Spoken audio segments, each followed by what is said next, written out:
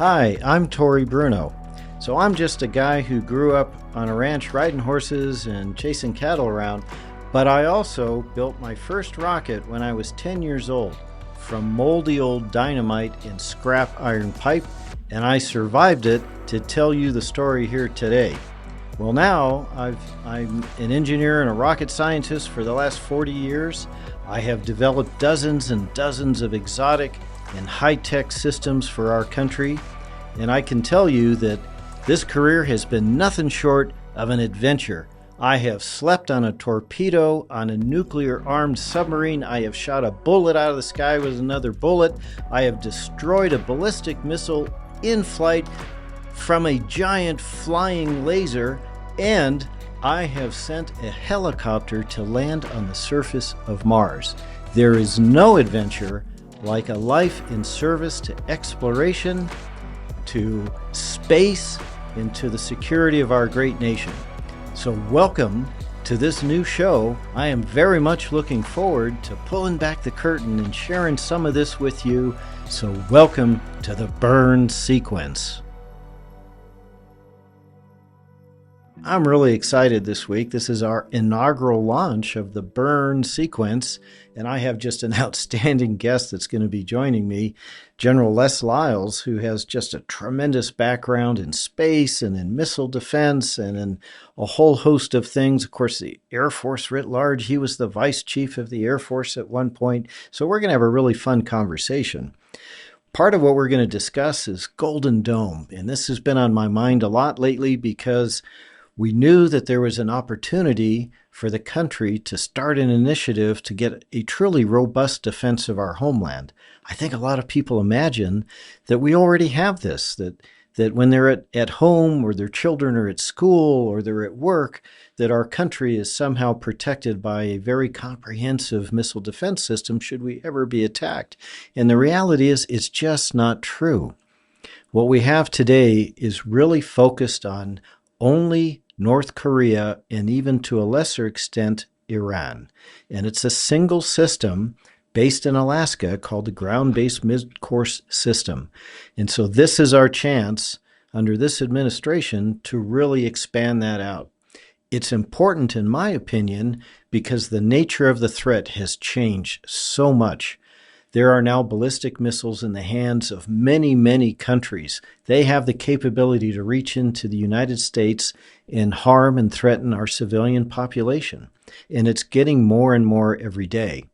I also think that we may be heading into a decade of increased proliferation with nuclear weapons. There will be a reaction to conflicts around the globe like Ukraine and potentially others. And there may be countries who decide that a nuclear weapon is really their only guarantee to sovereignty. So when we put that increased threat from many actors together with the stakes being so much higher, if that is also true, we really need this. And I'll say a little bit more about some of the folks that are concerned about a national missile defense sort of stimulating a proliferation. Yeah, it probably will with players who are able to proliferate, but the environment has changed. That was an argument that had some validity at one point in time when it was really what we call a bipolar environment, just us and the Soviets. We were deterring the use of nuclear weapons by holding each other at risk. And there was concern when President Reagan started the Strategic Defense Initiative that might cause a buildup. They were right, it did cause a buildup. A buildup that broke the Soviet economy and ended that and brought down that Iron Curtain. Today, however, regardless of the validity of that point of view, it just doesn't work in this kind of environment. There are so many people with ballistic missiles that can attack the United States. You cannot count on understanding the psychology of each one of them well enough to deter them. Somebody's going to try us on, and we're going to have to be able to defend ourselves. We're going to talk about all of that with General Lyles. He's got a great background in that, so that's going to be fun. Other things we've been thinking about is how we contribute to this environment going forward in space. Space is now a warfighting domain. Our adversaries, Russia and especially China, have been putting anti-satellite weapons not just on the ground, but literally in orbit, and they're doing more of that every month. So we're going to have to contend with that. We're going to need to be able to see what's around us. We're going to need to be able to be robust to an attack. Resilient is the term of art. But also, you can't just let them shoot at you indefinitely. Eventually, they'll thin out your capability. You have to be able to make them stop shooting and protect yourself. Obviously, at ULA, we're a space launch company, so there are going to be things going to space to contend with that. We hope to lift them. But as I look further into the future, I also think about advanced capabilities that we could offer through our very unique upper stage high energy technologies. We already have the longest lasting upper stage in the world because we specialize in this very exotic direct inject orbits that pretty much only the government uses. But as we extend the life of that, there are so many things we can do maneuvering through space, not just going to space. And we're going to develop technologies. We're going to try and be what the government needs us to be to make our lifts of spacecraft harder to follow, to put them in places that are more difficult for China or Russia to address, and a whole host of other things that I can't talk about with you here because I look really bad in orange. So that's what we're going to do with the burn sequence. I'm so much very excited about what the future will hold in terms of these conversations.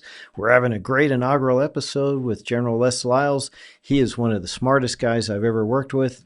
He is just a really gifted and wonderful leader as well, and just a really decent human being.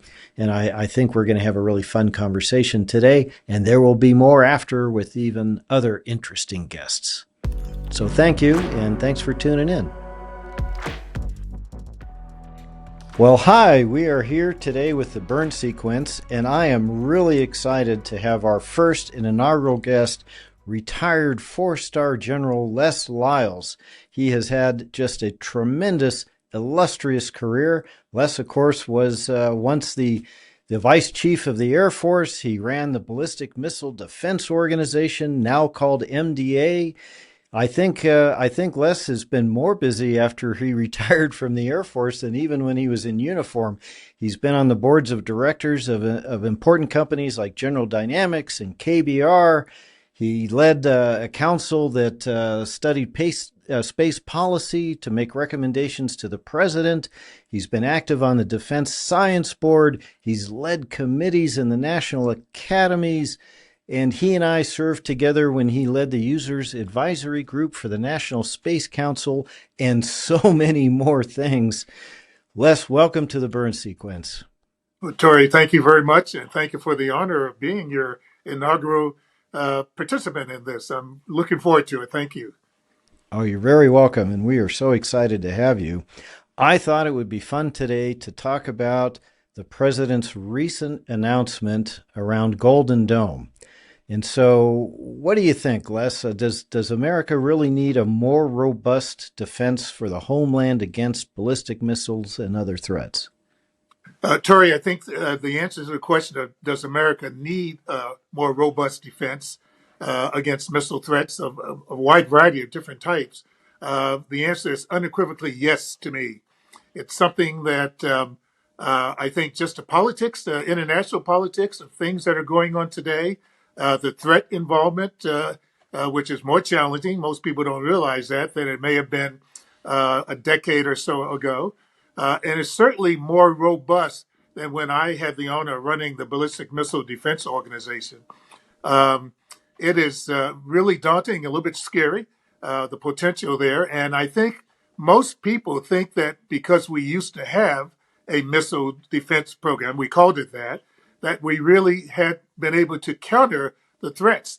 That's not really the case. It was a limited threat we were developing against, literally a handful of potential threats from a couple of different potential nations, if you will.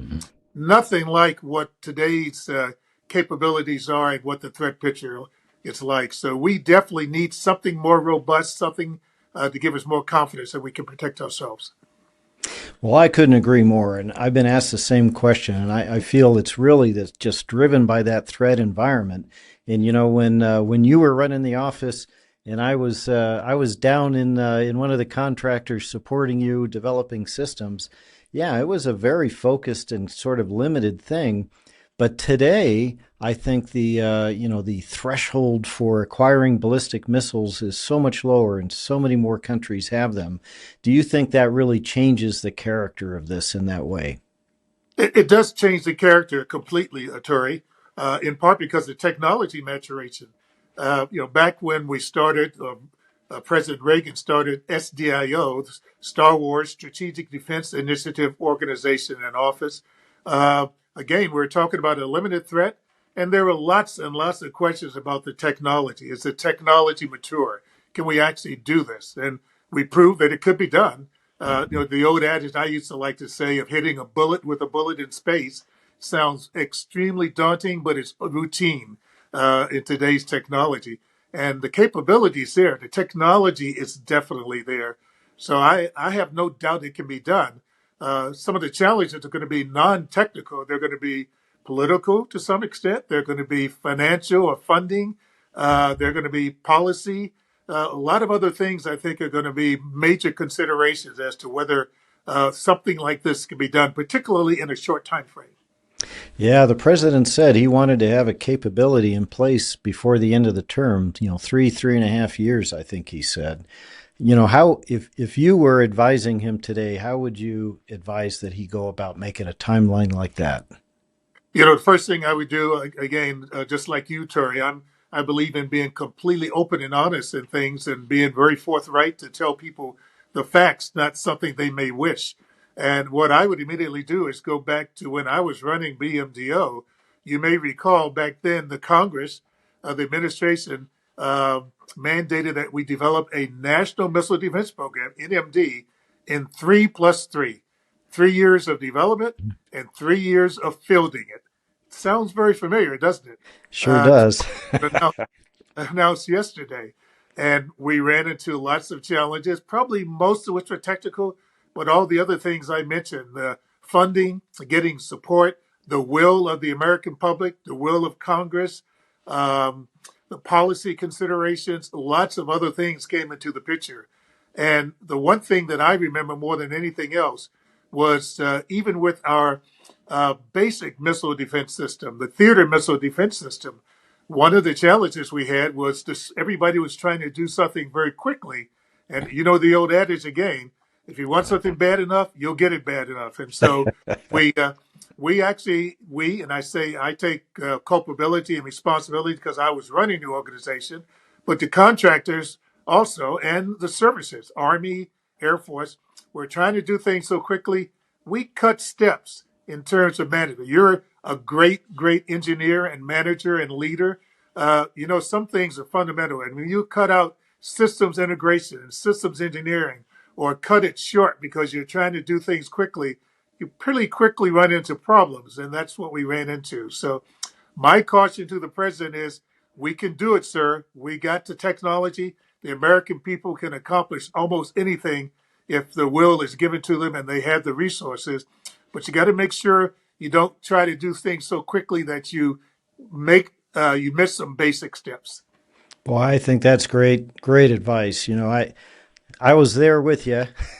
You didn't know me then, but today, THAAD, Theater High Altitude Area Defense, then we call it terminal.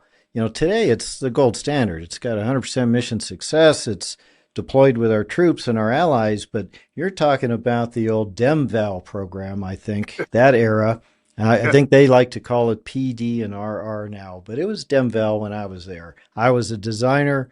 I was leading one of the IPTs for propulsion and a couple of other parts of it. And yeah, we were in such a crazy hurry. We were going to go from zero cold start to our first flight test. I think it was 24 months. Then Yes. we were supposed to fly every month for another 18 while building 1,400 interceptors in reserve. And I won't go into all the dirty laundry and the difficulties we had, but it was really hard and it was not super clean. And when we came out of that and rolled into the proper full scale engineering development program, we followed more I'll say disciplined processes, and it was a very, very different experience. It certainly was, and you quoted it exactly correctly, Troy. I remember that we again collectively cut some steps, and we The government agreed to some of the steps that were and processes that we broke, if you will, even though we knew that they were sound, and we paid the price. And we found out when we started in FSED, as you mentioned, that yes, we can do this, we could do it quickly, but we could also do it properly. Yeah, I mean, I'll say it was a joy. I was program manager for that phase of the program, developing that interceptor, and it was still hard. I mean, it was a 6 7 day a week job, and my wife used to introduce herself as, "Oh, I'm Tori's husband. I'm a Thad widow." but but from the standpoint of being an engineer and a program manager, it was a very very different experience, and we generated a wonderful product. I feel like for this Golden Dome, we're in a different place. You know, when you and I were back at that time, you were leading the whole thing. I was doing my part as a designer.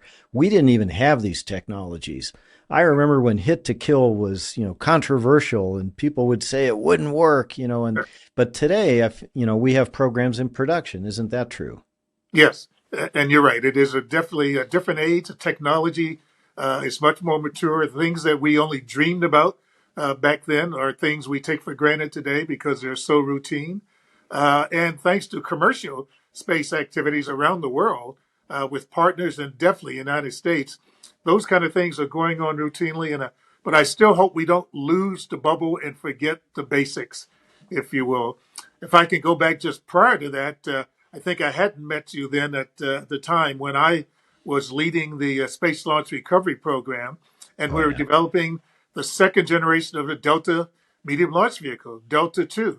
I'll never forget going down to Huntington Beach as we tried to weld the rocket case for the system, and that's something people have been doing for ages. But we'd lost the generation of welders who used to do that thing, and we couldn't pass a pressure test initially. We, McDonnell Douglas at the time, couldn't pass a pressure test, and it finally came down to bringing in some of the old heads, and we found out that the paperwork, the documentation didn't really reflect what they did routinely with their hands. And you quickly lose the bubble if you don't not only have the skill, but you haven't documented exactly how things are done. So I just hope we haven't forgotten what we did during the Ballistic Missile Defense Organization early MDA days, and we don't have to repeat lessons like the one we did in the Delta. Yeah, well, me too. And isn't that one of the I'll call it the great secrets of our world is, these amazing high-tech systems and these giant monuments and these big rockets, and it's easy to focus on the technology and all of that infrastructure, but in reality, it's really about people and the skill and the know-how that they have. You can never write it all down. You have to do it to know it. And without those people, all of that infrastructure is actually worthless. Yeah, I'm reminded with you talked about things I've been able to do and been blessed to do since I left the Air Force and when I retired. One is participating in lots of studies. A couple of recent studies involving the Congress, the National Academy, and others. We focus on not just the STEM workforce for the future. Everybody talks about that, and that is so critically important, particularly with the young next generation and generation after that. But we focus on what we call STW, the skilled technical workforce, those welders, those technical people that perhaps Right. don't have a degree, but without them, nothing can be accomplished. And so we need to put more emphasis on skilled technical workforce as much as we do on somebody getting a degree in engineering. Oh, I couldn't agree more. There's such a counterintuitive combination of high-tech manufacturing and in some cases real skilled craftsmanship in building these products because we just push the limits of physics with these things. And sometimes there is no substitute for a person who has that touch skill to build it and knows how and has had experience doing it. And you can draw it, but that doesn't mean it can be built without the right kind of guy. Yeah, it's one of those things that I worry about with AI. I think people are cautiously mentioning things they need to keep their eye on. But I worry with AI and more dependence on AI, we're going to lose that skilled capability that the human brain, the human body can only do. So, I mean, that letter statement may change in the future, but right now, I want to make sure that we have a human involvement in addition to all the things that the AI community can accomplish. Well, that's how I see it, Les. I mean, we're doing AI here now at our company, and the way I look at it is it is something that I would use as a tool to make my skilled people more effective. Yes, Less less time spent on the drudgery, more time spent on the thing that really takes that expert, and not something that replaces my people at all. yes, you're right, completely. Well, since we're talking about people, I could not help but notice that our friend and colleague, General Mike Guttlund, was selected by the president to run the Golden Dome program. I wonder what you think of that pick. Oh, I think it's an excellent pick, Tori. I'm not sure exactly what the vetting was, if you will, but I was just pleased as I could be when I heard that announcement yesterday. Mike has literally all, not just the skills, but the experience. He's done it in so many different ways, from working with the intelligence community and at the NRO, doing rapid capability things, leading the space systems. Center activities, involved in space based infrareds, the kind of technologies that are going to be necessary for space awareness and space domain awareness and with Golden Dome. He's even, I remember in his background, he's even been part of the air community, working gunships at Wright-Patterson Air Force Base and then at Special Operations Command. And so he's done it all. He's worked aggressive programs, classified programs, and he's had a touch with commercial programs.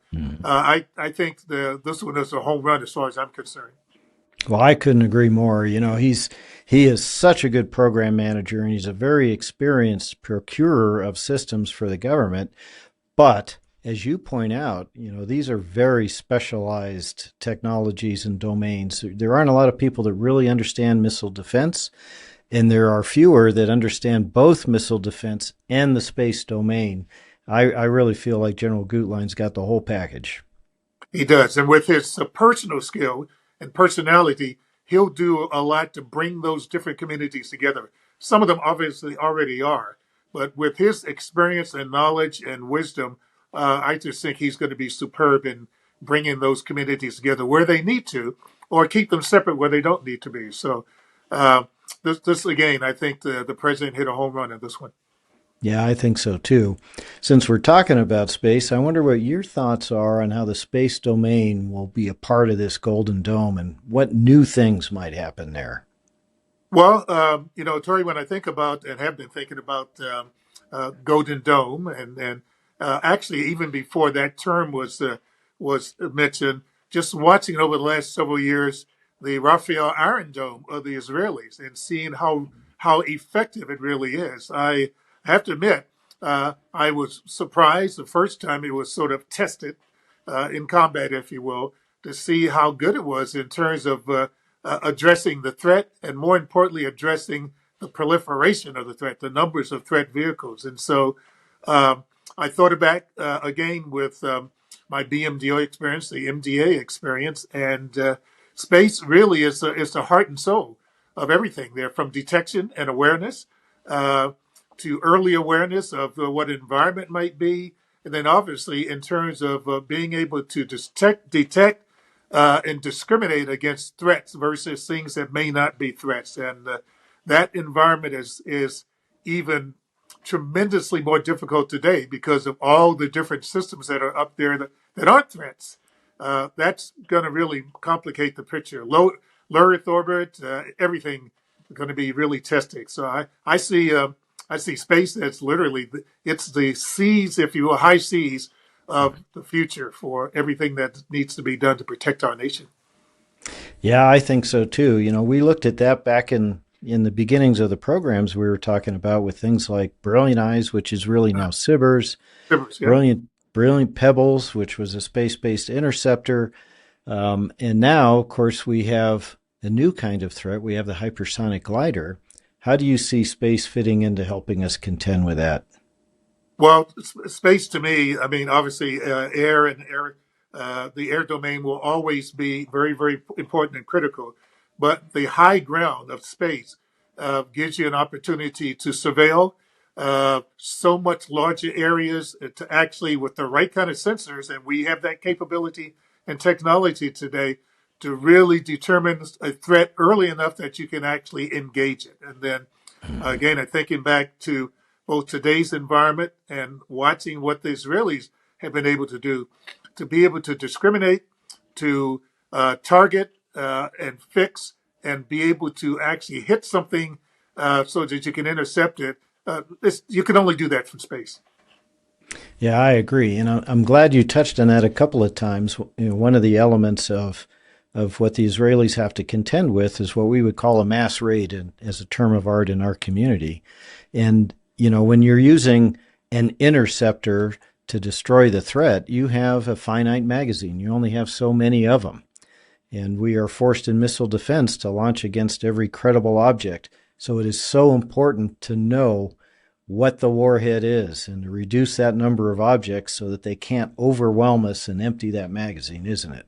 It really is. And then when you add in decoys and those kinds of things, if you will, I'll never forget the shot doctrine, which may still apply today. I don't want to get into anything even near the classified, but the shot doctrine was always shoot, look, shoot. Shoot, look to see if you hit something, and then shoot it again. And with today's threat, today's technology, that's either a huge magazine that perhaps may not be affordable, or Right. it puts an even greater premium on technology to, if you're going to shoot, be able to get something out there quickly so you can determine and try to address the threat, and then be able to look at it and determine whether you hit it and then shoot again. That the timing of all that, the technology, the sensors required, and the magazine capacity all really come into play. Oh, yes. Just the tyranny of physics in that we have a battle space that we're able to engage that threat within, given its speed and where we are basing our interceptors. It's finite. And Yes. so, and it's going to pass through it fast, and we only have so much time to get up there and intercept it. And all of that is really, really hard with a ballistic threat. And when we have these maneuvering hypersonic threats that can wait till we commit and then move out of the way to a new battle space, boy, that really makes it tough. It really does. And I'll never forget a statement you made to me during our UAG days with the National Space Council. We weren't talking about this threat. We were talking about the environment that you now face, at ULA in launch windows with the proliferation of things in low Earth orbit. I think, correct me if I'm wrong, I won't quote you exactly. I think you've gone from, in some cases, launch windows for different launches of days or hours to some cases just minutes because it's such a narrow environment to shoot in between all the things that are in space today. So you want your interceptor to hit something real, not hit something that it shouldn't hit because it's in the way. Yep, that is absolutely true. I'm going to tell you a story since we've been talking about Israel a little bit and kind of bring it back to this topic. But you're right. We in the missile defense community, we watch Israel very closely because they were in it and they were having to try these things under fire, literally. And one of the programs I had in my portfolio for a while was the airborne laser. I imagine you remember that. Oh, yes. A giant flying ray gun in the air, coolest thing ever. But when that program was canceled, I had saved a few of my laser scientists, and I Oh, had, because we talked about this a minute ago, preserving those skills, right? The people, because you can't write it all down. And I was watching the news one evening, and it was about the town of Sderot, where that's on the border with Gaza, and how these folks would pull off on the side of the highway and they launch these homemade rockets into this town. And they do it in the morning when the kids are going to school and in the afternoon when they're trying to come home. No defense, air raid siren after the first one hit. That's all they had. And it was just maddening. And I came in the morning and I said, hey, guys, I know I've got you working on this and that and the other, but what do you think about that problem? And they're like, yeah, we can do that. And so we built our first solid state laser. For us, it was the generation after airborne laser, which was a chemical laser. And that's kind of what made it impractical. And so Oh my God, so much fun. I had a couple of guys building Qassam rockets at Santa Cruz so we could shoot them down with our laser that we built.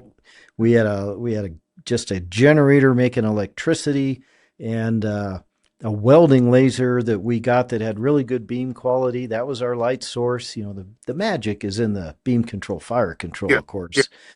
Don't tell anybody, Les, but we got that welding laser from an industrial company in Moscow. Oh, wow. Today that would be domestically sourced, I swear. Yes. Really, it would be. But so the reason I tell you that story is because I've been an advocate for a defense against the maneuvering hypersonic as a directed energy platform in space because it's the maneuver that makes it hard. And you can't outmaneuver the speed of light. Nope, not at all. And I'm glad you mentioned ABL because I was going to mention it myself. It was one of my favorite programs too. At one point, ABL through Ellen Polakowski, General Ellen Polakowski, when she ran the activities during, with you and others, if you will, it literally was my favorite program because of the technology involved and all the possibilities.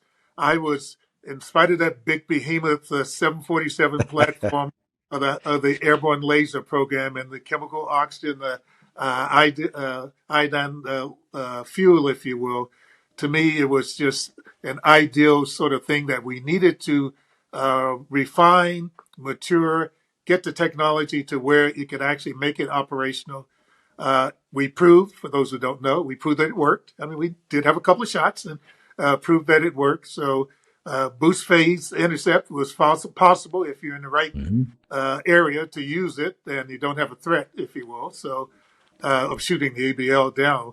But to me, it was a wonderful program, and I'm a big believer in laser and development. I hope that's going to be part of the Iron Dome, Golden Well, Dome. yeah, I hope so too. And you were right because it was everything except the coil that was the enabling technology. And the breakthrough today is we have solid state electric lasers. If you Yes, can have electrical power, you can do this.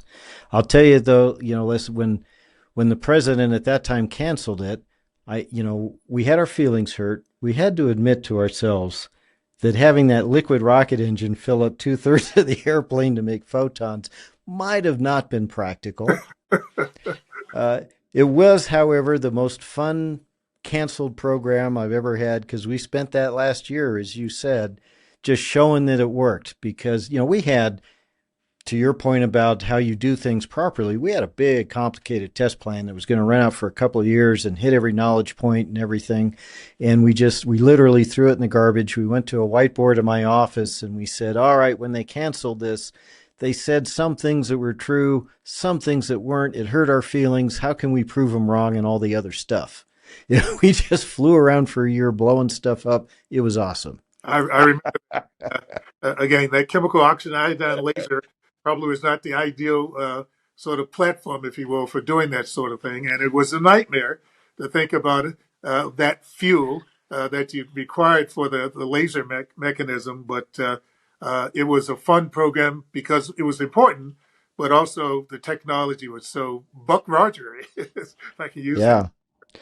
Well, and I think we're going to see it. We're going to, it won't be in this first year or two of Golden Dome because I think we'll be using existing systems better platformed and in greater numbers. But I hope that we start development on a platform like that in space because that is really the solution for those maneuvering threats. Yeah, and even at the rudimentary types of threats that the Israelis and others still face, you remember the THEL program, Oh Tactical yeah, High Energy Laser Program that we were doing in cooperation with the Israelis. I'll never forget a trip and visit to Israel to see the sort of prototypes that were actually being utilized for that capability. Um, that shows the power and the versatility you can have from a directed energy platform. There's so many things that can be done. oh yes, they're amazing. And by the way, I'm glad you mentioned Ellen. She was great. General Polakowski, what a great program manager. All right, I'm getting like the hook from our producers. So we're down to the lightning round. Did they warn you about this? Yes, they did.